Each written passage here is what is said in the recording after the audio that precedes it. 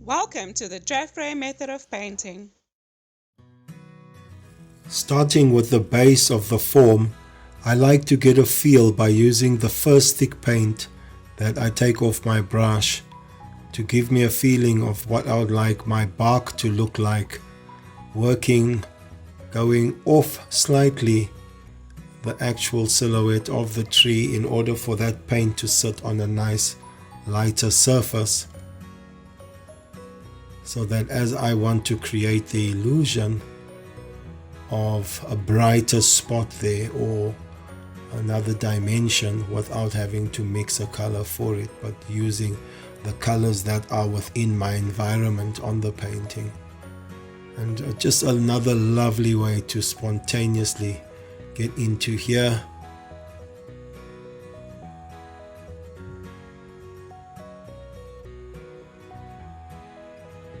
Here, as the paint runs out, notice how untidy that becomes. So please take note of that.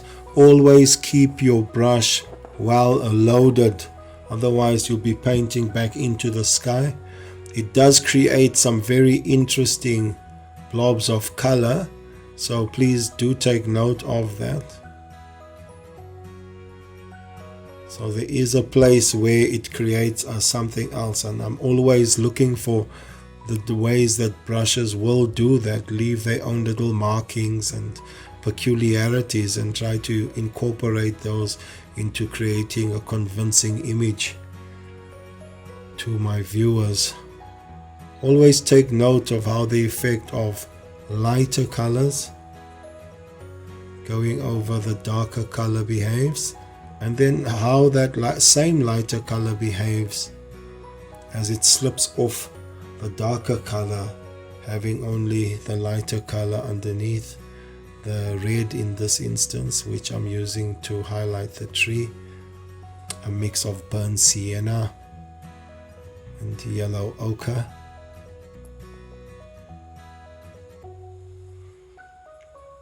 Same as I work my aloes, I'm thinking about where the light is coming from, how the light could be affecting this object by that direction, so that it's able to convince my viewers that this is what was taking place there. So very simply using two colors to create a convincing portrayal. Brilliant practice.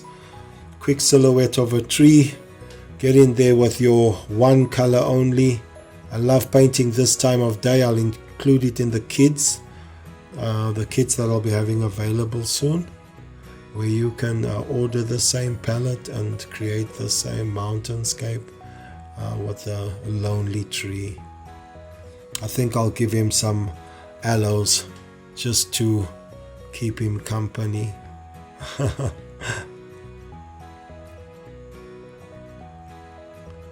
Yes, here we go. So I think it's good. Lots of dimension, lots of color going on, to where I'm trying to convince the viewer the light is coming from.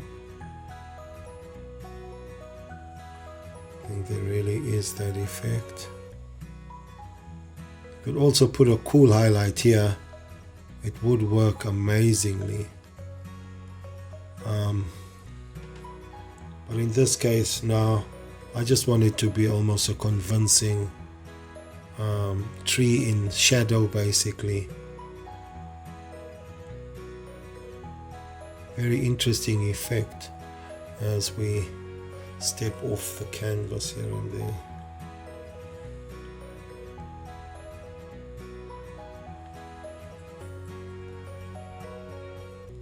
So the object, always please simplify what you see, and then try and capture a spontaneous